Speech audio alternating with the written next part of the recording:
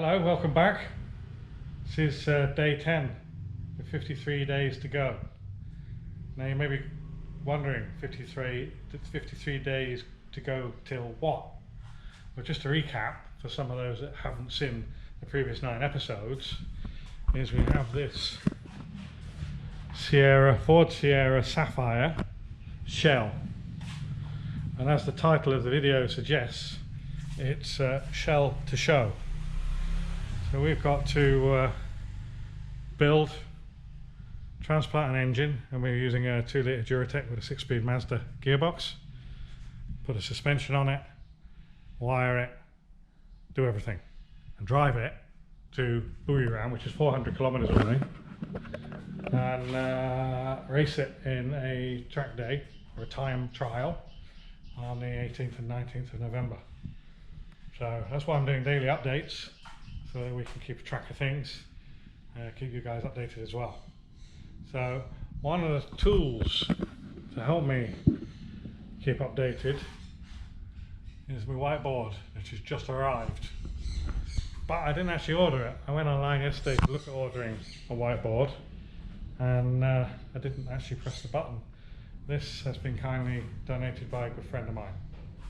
So cheers for that. Got the noisy birds out. There you go. Never mind. Okay.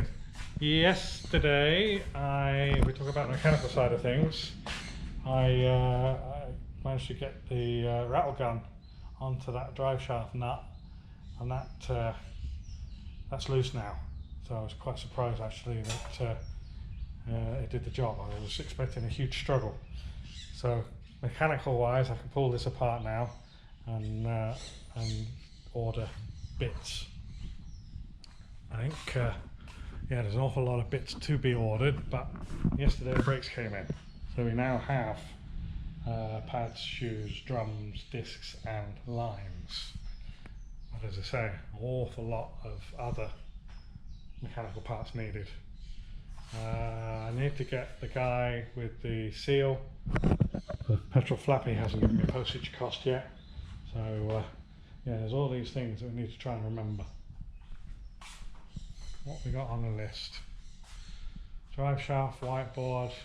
So yesterday I got the it was a very small step to get the inside of the windows masked up, ready for paint, but I kid you not, there's a couple of hours work there. It's quite surprising how some of these tasks actually eat time. So the masking's done. I've gone through the whole car with like Scotch-Brite, scuffed it all, got all the dry spray off, blown it all out, done a solvent wipe on it, and sort of prepared for paint. But my paint man has just been over, and he's taught me how to painting today. I was just really getting ready just to hit the inside with the epoxy and do the wet on wet white, but he's taught me out of it because I told him that I was going to paint the floor, and then after painting it, weld in this this cross member here. And he told me, convinced me, that it's one way of doing it, but possibly not the best way of doing it. And his reasoning has won me over. He says, just paint the inside of the cross member, paint the inside of the floor, get it welded on there, and reduce the risk of any weld splatter and grinding dust going on to anything you've already painted. So we're going to do that. That's the next job. That's today's job. So a bit of a primer on here.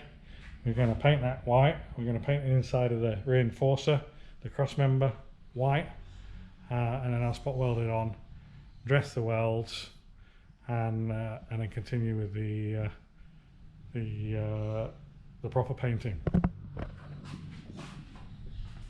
So you know, it's a big milestone to get the interior painted, and it keeps moving out. It's moved out 3 or 4 times now, but it's all like, everything takes time, and it's just really rearranging the order that these things are done in. So I think the end result, by doing it this way, the mate's way, is that probably save time, and it's probably saves stress and hassle on cleanup. Yeah, that's that done. Okay, So the only other thing I was just going to do was last night, after doing all the scuffing and cleaning and tidying up, I got under the car, and this will answer Sid's question. Sid's XR3i restoration asked me what the underneath was like and does it need any welding or chassis repair. No. It's actually the answer to that. The underneath is astoundingly good. I mean, for sure there's, you know, bits of rust pitting, you know, but it's hardly anything at all, and you can almost just knock it off. All I did really is I squirted it with some water and an alcohol mix, wiped it with a rag, just kept wiping it down with a damp rag, because obviously being upside down you don't want it running on you. But we are in really good order here. So basically we've got these holes along here, which is the underside of where that seat reinforcer goes. So once that seat reinforcer is welded in, I can clean up this side of the welding, and we can get this painted. But what I don't think I want to do is I'm not just going to cover it in stone chip. I think I'll do the sills in stone chip. I might do a bit under the arches in stone chip, but I want to leave this as it is and maybe just put it in white, because it looks great, and I don't think it needs covering. It's a shame to cover it all up, really. So, right, that's probably, oh bugger, there we go. That's about it for today. Oh, I can't get up. Now I can get up. That's about it for today. Whew, out of breath. I'm going to go on with welding. And yeah, I was just about to mention that if you're not aware, there is a Squint and It's Mint YouTube, Facebook page. And everybody's welcome to join us there as well. Maybe some extra content, extra photos.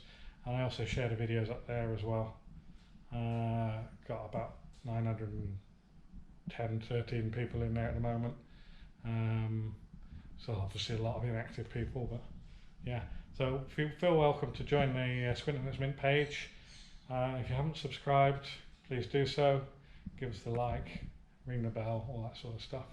Cheers, we'll see you tomorrow. Taddy bye.